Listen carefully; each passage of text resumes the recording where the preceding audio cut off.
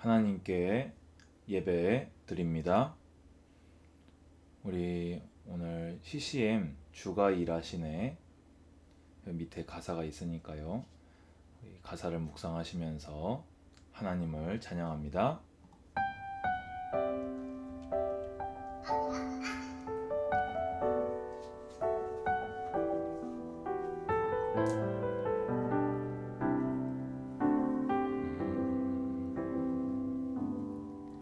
날이 저물어 갈 때 빈들에서 걸을 때 그때가 하나님의 때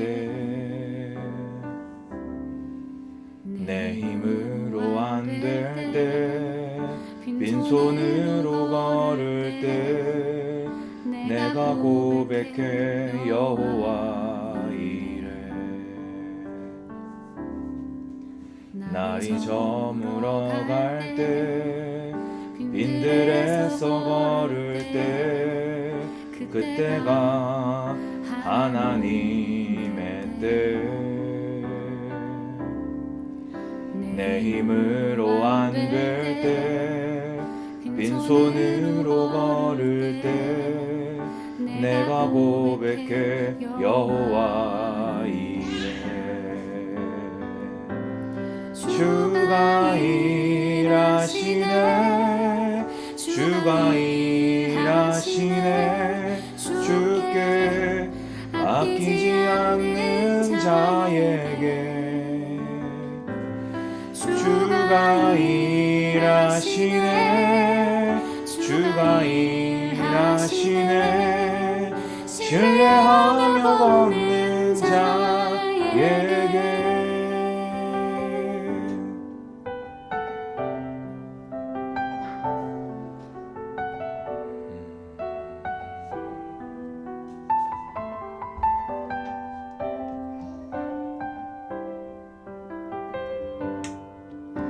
우리 모인 이곳에 주님 함께 계시네 누리네 아버지 은혜 적은 떡과 물고기 내 모든 걸 드릴 때 모두 고백해 여호와 이래 우리 모인 이곳에 주님 함께 계시네 누리네 아버지 은혜 적은 떡과 물고기 내 모든 걸 드릴 때 모두 고백해 여호와 이래 주가 일하시네 주가 일하시네 주께 아끼지 않는 자에게 주가 일하시네 주가 일하시네 신뢰하며 걷는 자에게 주가 일하시네 주가 일하시네 주께 아끼지 않는 자에게 주가 일하시네 주가 일하시네 신뢰하며 걷는 자에게 주가 일하시네 주가 일하시네 주께 아끼지 않는 자에게 주가 일하시네 주가 일하시네 신뢰하며 걷는 자에게 신뢰하며 걷는 자에게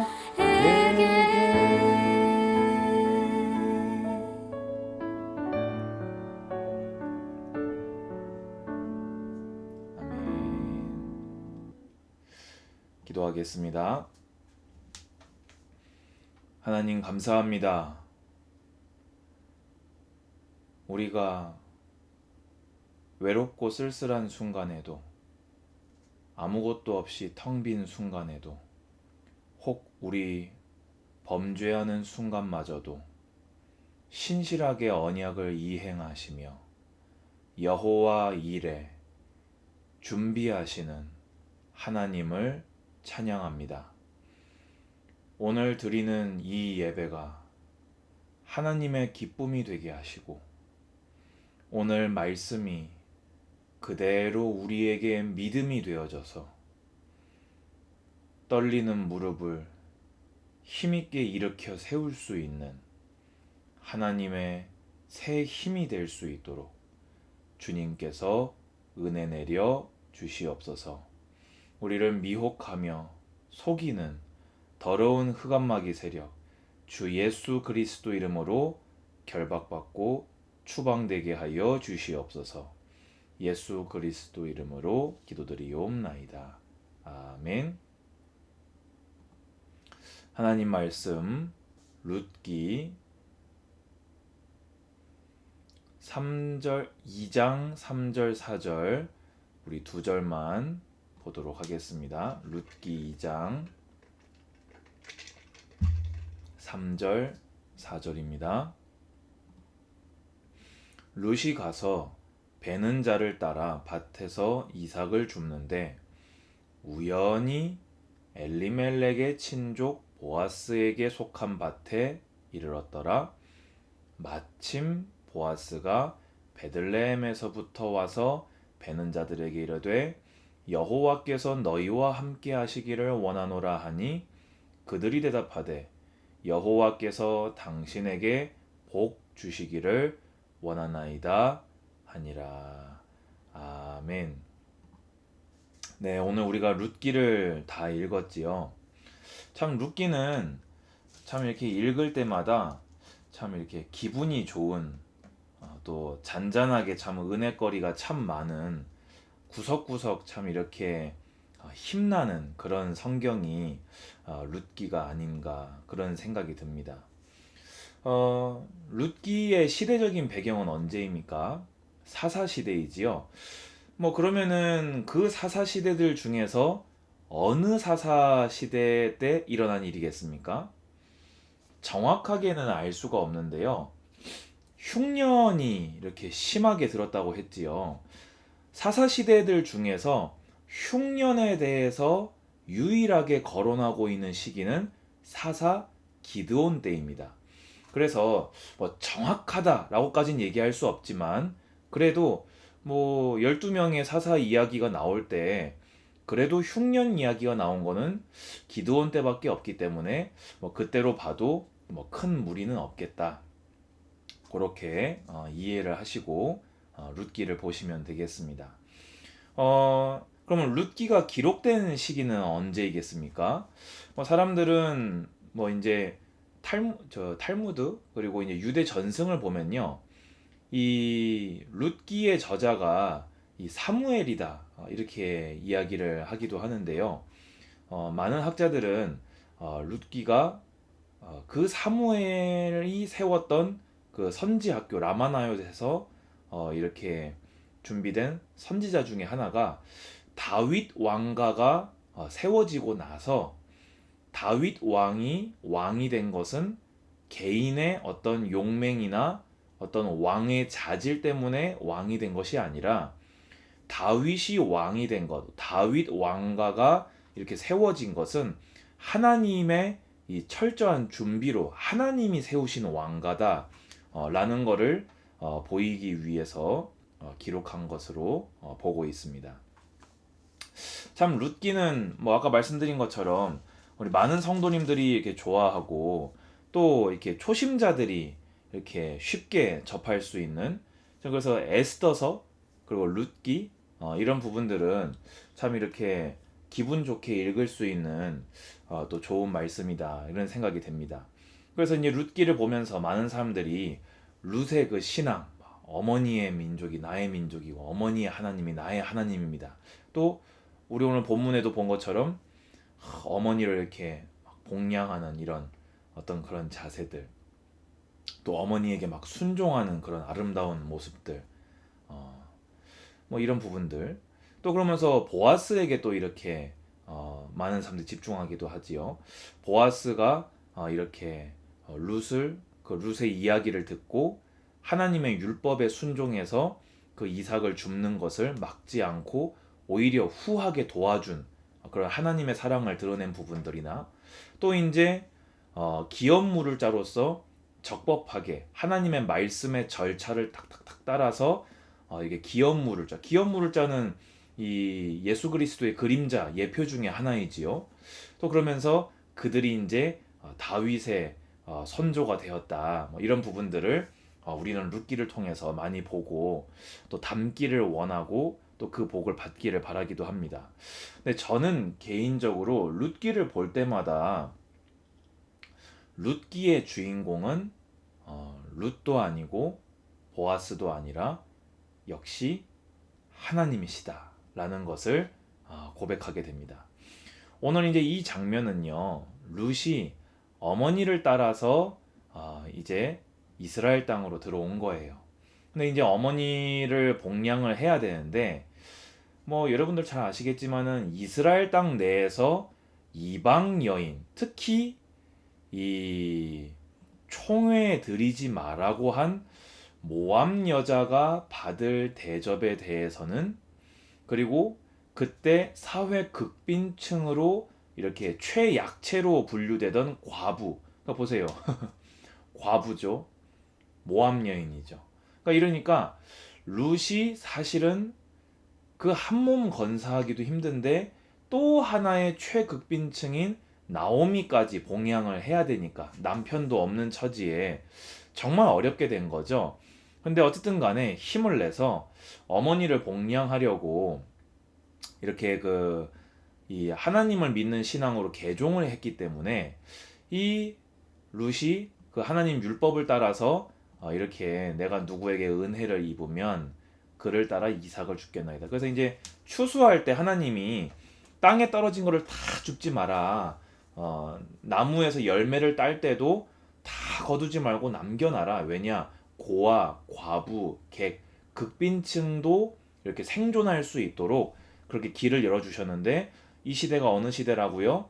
사사시대요. 사사시대에는 말씀을 지키는 시대입니까? 말씀을 우습게 여기는 시대입니까? 말씀을 우습게 여기는 시대지요. 그러니까 원래라면은 하나님 말씀대로 이게 법인데 누군가한테 은혜를 입지 않으면 이삭을 주울 수가 없는 상황에서도 이 룻은 이렇게 어머니를 복양하기 위해 나섰지요. 그런데 그 룻은 아무런 뭐 지리도 모르고 아무것도 모르잖아요. 그런데 우연히 세상에서 쓰는 표현인데 이게 성경에 기록이 돼 있어요. 참 이게 하나님의 위트를 볼 수 있는 그런 장면이 아닌가 생각됩니다. 하나님에게는 우연이 없지요. 그런데 아주 위트 있게 성경에 우연히 어떻게 됐다고요? 엘리멜렉의 친족, 이 엘리멜렉이 바로 이제 나오미의 남편이었던 그 유다인이지요. 엘리멜렉의 친족 보아스에게 속한 밭에 이르렀는데, 그걸 보고 하는 이 성경은 우연이라고 기록을 하고 있습니다. 그러면 이거는 당연히 반대로 해석을 해야 되겠지요. 어떻게 된 것입니까? 하나님의 미리 준비하심. 그래서 오늘 설교 제목이 여호와 이레입니다.